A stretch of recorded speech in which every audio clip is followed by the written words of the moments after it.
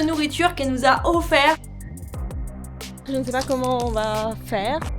J'ai l'impression d'être dans un jeu vidéo. Regardez-moi cette plage. C'est rare qu'on panique en voyage. Vue à 360 degrés. Et il a voulu nous donner de l'argent.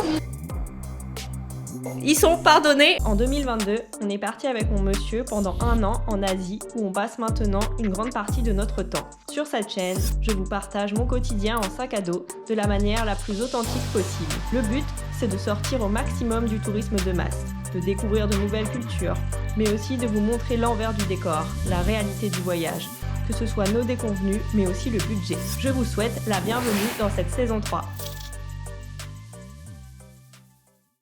Bonjour, bonjour! Je vous retrouve, on est à la station de bus principale de Séoul pour aller à notre nouvelle destination depuis Siheung, qui était notre destination précédente. Il n'y avait pas de transport, donc, enfin en tout cas à ma connaissance. Donc on a repris les transports en commun pour revenir dans le centre de Séoul pendant 1h30. Un bus, plus un métro. Il nous est arrivé un truc de fou. On va dans une galerie là. Oh, c'est le bordel. C'est énorme ici, on est perdu, on n'est jamais venu à la station de bus principale de Séoul. À chaque fois on partait ou on arrivait en train. C'est énorme, énorme. Oui, je voulais vous dire, il nous est arrivé un truc de fou quand on attendait le métro pour arriver ici justement. Il y a un monsieur qui est venu nous voir et il nous regardait en souriant, hein, très gentil, la cinquantaine. Il regardait beaucoup nos sacs à dos, etc. Et du coup, on était en mode bon bah ok, il est juste curieux, voilà, on s'est pas posé plus de questions que ça. Et au final il est venu nous voir au moment où les portes du métro s'ouvraient et il est venu avec une liasse de billets, genre il y avait peut-être 15-20 € et il a voulu nous donner de l'argent. Ça nous est jamais arrivé nulle part et encore moins en Corée, on était choqués. Du coup bah on a refusé gentiment et voilà, il l'a très bien pris, mais on était en mode qu'est-ce qui se passe? Pourquoi il veut nous donner de l'argent? Mais je pense qu'il était juste content qu'on voyage ici. Il était très gentil, hein, et, voilà, je sais pas. Peut-être qu'on lui a fait pitié avec nos sacs à dos, je n'en sais rien. Mais très bizarre. Là, du coup, nous, on veut aller à Amiheon-do, qui est une île. En fait, dès que ça finit par do en Corée, do ça veut dire île. Donc voilà, vous avez l'info. Là, on a déjà réservé les billets sur le site de Kobus. On part dans une bonne heure, hein, maintenant, on a quand même du temps. Mais on ne sait pas du tout comment ça se passe du coup avec les bus en Corée quand on a réservé. Parce qu'on n'a pas d'infos en fait. J'ai nos places, j'ai la confirmation, j'ai l'heure de départ, j'ai tout. Mais je ne sais pas si on doit aller au counter pour prendre des tickets, si juste la confirmation de réservation ça suffit. Je ne sais pas quel est l'endroit, quelle est la ligne où on part. J'ai le nom de la compagnie mais c'est écrit en coréen, donc ça va pas nous aider. Et là on se retrouve dans un bordel, vraiment depuis le métro là, on a marché de fou, c'est énorme. Alors là il y a un counter où c'est marqué ticket, donc on va peut-être aller demander ici, ça peut être utile. Là on a payé 12 € le ticket et on a 180 km à faire. Donc là on a demandé et il nous a dit d'aller au niveau des machines. Apparemment on va pouvoir tirer nos tickets ici avec notre numéro de réservation. Donc là j'ai dû insérer ma carte bleue avec laquelle j'avais réservé les tickets sur le site. Et il dirait qu'il va trouver mon trajet. Et là on va pouvoir imprimer. Et là nickel, ça nous sort nos 2 tickets, parfait, franchement hyper simple. Maintenant on va se prendre un petit truc rapide à manger dans le Pyeongjam qui est juste là, dans la station de bus. Ils font des burgers frais, donc on part là-dessus, écoutez.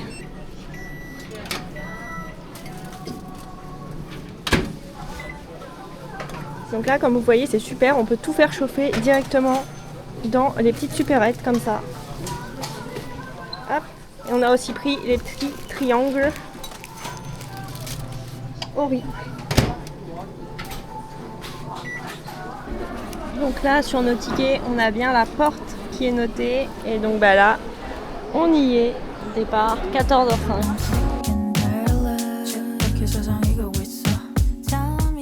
On est à la station de bus express, qui veut dire qu'on va pas faire de stop en chemin, mais il faut savoir aussi qu'on peut prendre des bus intercités et donc là évidemment ça s'arrête partout, mais par contre vous pouvez pas les prendre sur des très longues distances, c'est pas possible de traverser le pays en bus Intercité.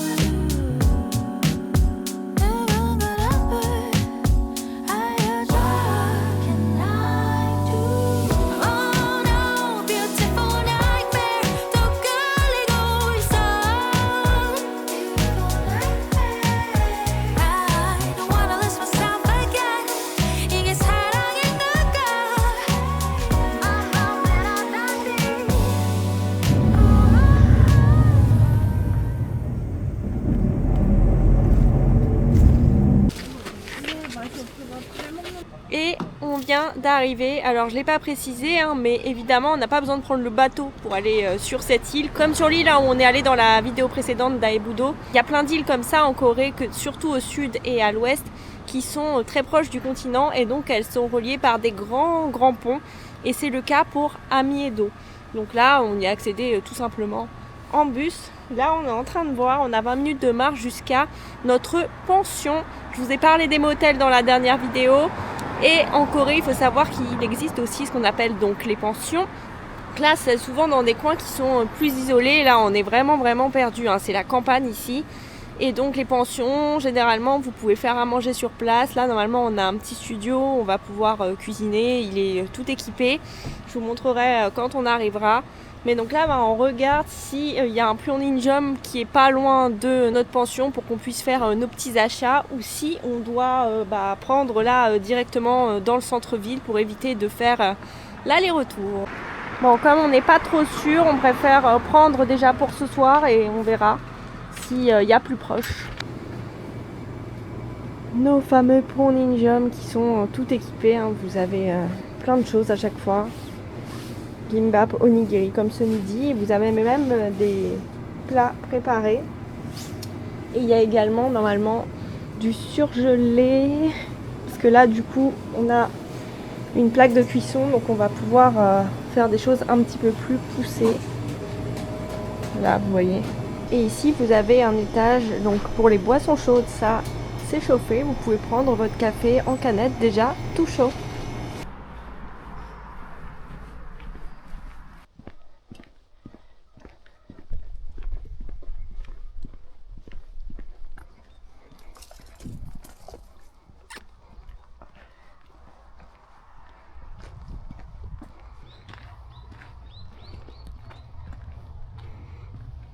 On vient d'arriver mais il n'y a personne, on a fait le tour là de la pension et on voit les différents bungalows, les différentes chambres, il y a des voitures là-bas, on a été voir mais c'est vide. Donc on va essayer d'appeler en ne parlant pas coréen, je ne sais pas si on va s'en sortir mais essayons, écoutez. Hein. On ne peut pas appeler, voilà la mauvaise nouvelle, il me semblait bien qu'on avait que du crédit internet avec nos cartes SIM. Donc écoutez, je ne sais pas comment on va faire. Mais pas cool quoi, pas cool. Bon, on est toujours en train d'attendre. Franchement là c'est un peu saoulant après la journée de transport et tout qu'on vient de se taper quand même. D'arriver et de pas savoir. Et surtout de pas avoir de solution. Parce que on peut rien faire en fait, on peut pas appeler, on peut pas les joindre. C'est compliqué. C'est compliqué, j'ai bien envie d'aller demander... aux voisins là en face qui sont dans les champs, je pense qu'on a que ça à faire pour qu'ils les appellent eux ou alors qui nous aident quoi, je sais pas, mais là franchement c'est chiant. Comme vous le voyez c'est désert ici, il y a vraiment personne. On avait vu une dame dans la maison d'en face là dans le champ tout à l'heure en arrivant et là elle est plus là et clairement j'ose pas trop non plus aller frapper chez les gens quoi.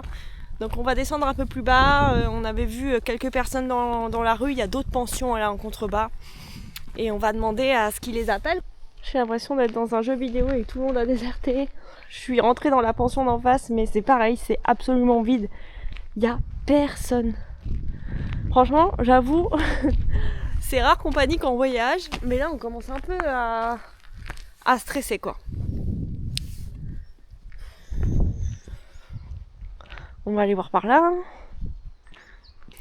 Bon, le petit update, j'ai trouvé une dame qui est en train de fumer devant une pension et donc je suis allée la voir, c'était une cliente et elle m'a dit je suis désolée, je connais pas ici, je sais pas, et j'y ai dit est-ce qu'il y a quelqu'un dans la pension où tu es à qui je peux parler pour appeler quoi.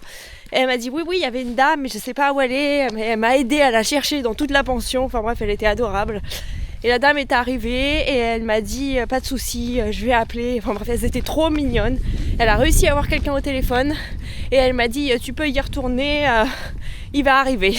Donc je suis de retour vers la pension où j'ai laissé monsieur d'ailleurs parce que du coup il a attendu là-bas avec les sacs et moi j'ai fait mon truc de mon côté. Écoutez, on va attendre, je ne sais pas combien de temps, je ne sais pas, je n'ai pas plus d'infos, mais en tout cas, elles étaient super gentilles. Ah, je vois une dame, trop bien, trop bien, on est peut-être sauvés, on va pouvoir dormir quelque part pendant les 3 prochaines nuits. Eh bien, la petite dame nous attendait, en fait, ils ont leur office qui est un peu plus loin, mais en fait, nous, on n'en savait rien. Ils avaient essayé de nous contacter, mais sur notre numéro français, sauf qu'on n'a plus accès à notre numéro français.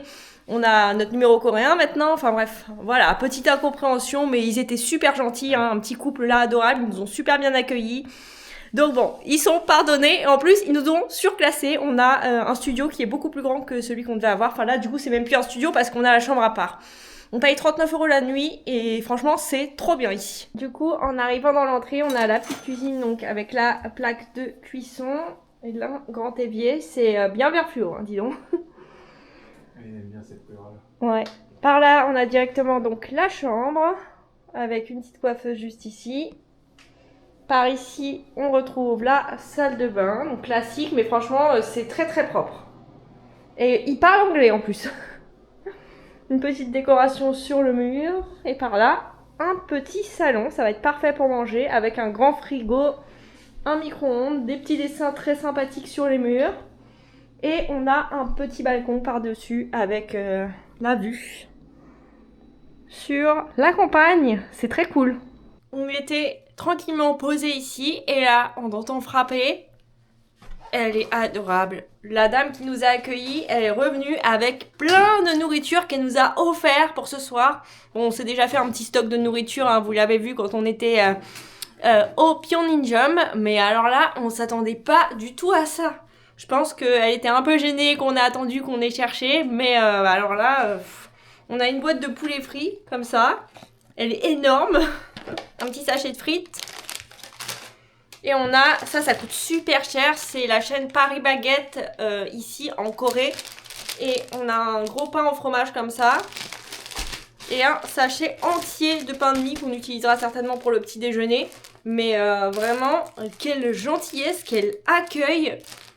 Trop chou. On va se régaler. Ah oui, j'avais pas vu. Eh oui. Une brique de lait.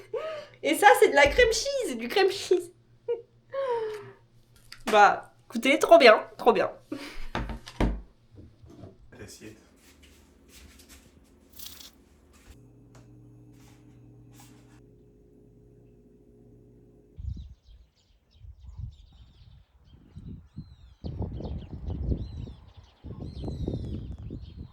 Et on attaque de bon matin. Vous vous en doutez, si on est ici, c'est pour randonner. Là, on est en train de couper à travers une forêt. L'île est assez vallonnée, hein. Ça grimpe pas mal. On a déjà fait une petite côte là. Et on veut rejoindre la mer. La randonnée qu'on veut faire, ça longe la mer. Là, on est situé, si vous voulez, à peu près au milieu de l'île. Et on va remonter jusqu'au nord. Ça va faire à peu près 12 km.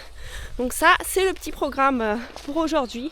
En tout cas, j'adore le cadre. On a super bien dormi, c'est super calme et agréable. Et là, les alentours, j'adore. C'est la campagne coréenne. J'ai trop hâte de voir comment ça va se passer la journée et de découvrir parce que, écoutez, c'est quand même très sympa.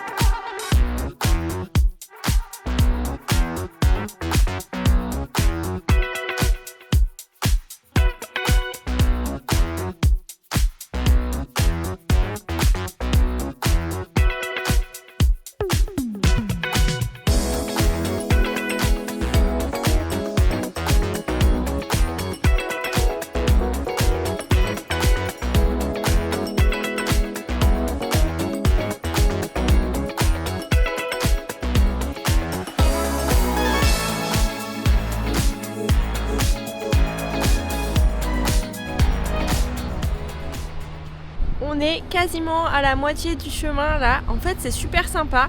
Alors, vous faites que de monter et descendre. Ça, par contre, c'est à savoir. Hein. 4 fois en tout. Là, on est sur la 3e montée. Vous montez dans la forêt et vous redescendez vers des petites criques, des petites plages. Celle qu'on vient de voir était trop belle d'ailleurs. Franchement, c'est trop cool. J'adore. C'est très sauvage. Et en plus, il fait super beau. La météo est avec nous, donc ça fait plaisir.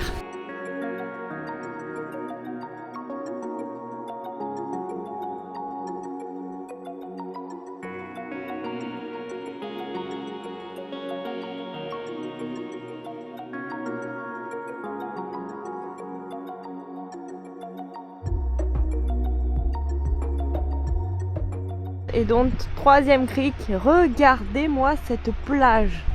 Qui aurait cru qu'il y avait ça en Corée du Sud? C'est magnifique, elle est magnifique.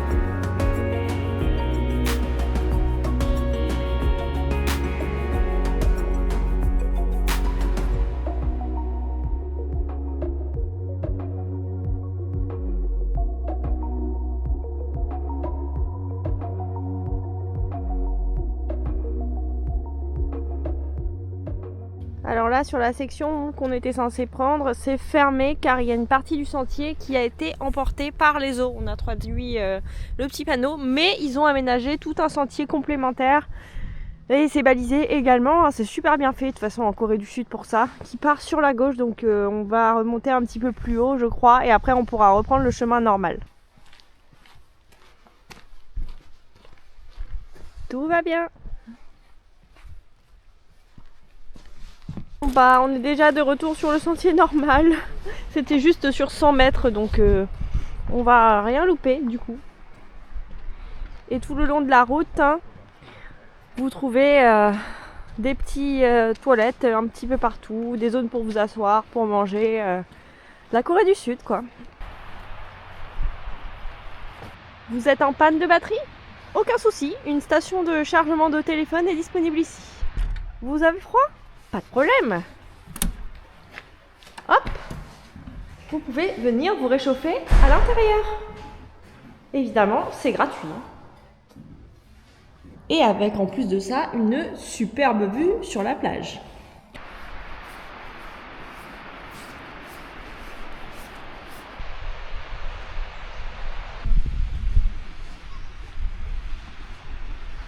On refait un petit détour parce qu'on a vu qu'on pouvait grimper sur ce rocher là.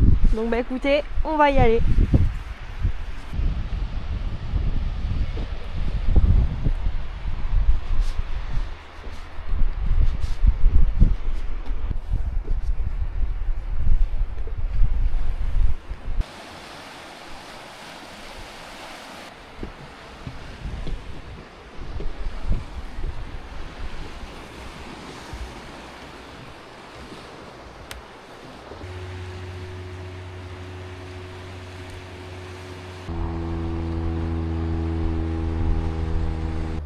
Regardez-moi ça, vue à 360 degrés. C'est magnifique.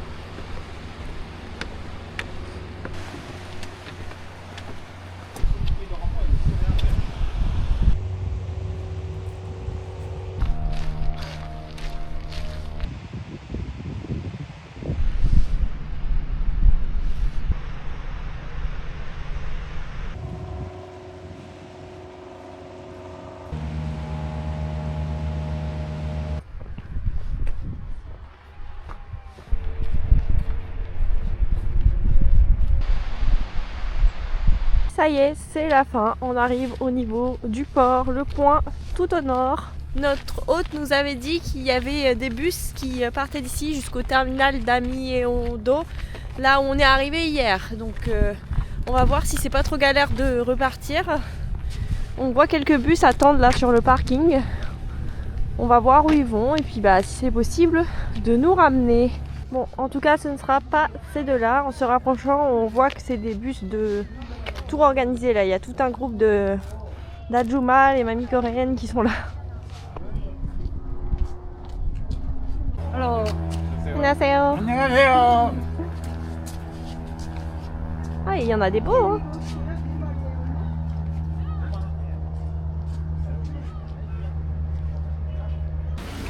Il y a tout un village là, 안녕하세요, où ils vendent plein de poissons, de coquillages un peu partout. On est au niveau du port, hein. De toute façon là il y a un énorme marché aux poissons. Ils nous regardent avec des yeux étonnés, je vous jure. Mais bon, ils sont très sympathiques, hein. Pas de soucis. Il y a vraiment des jolies choses, hein. Des gros coquillages impressionnants. Ouais. Énorme. Je sais pas où il est.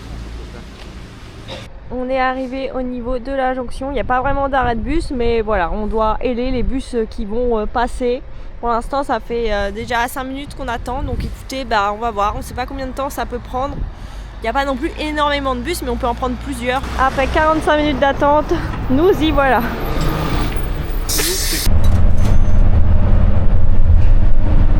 On vient de rentrer. Je voulais vous montrer aussi ce à quoi on avait accès à la pension.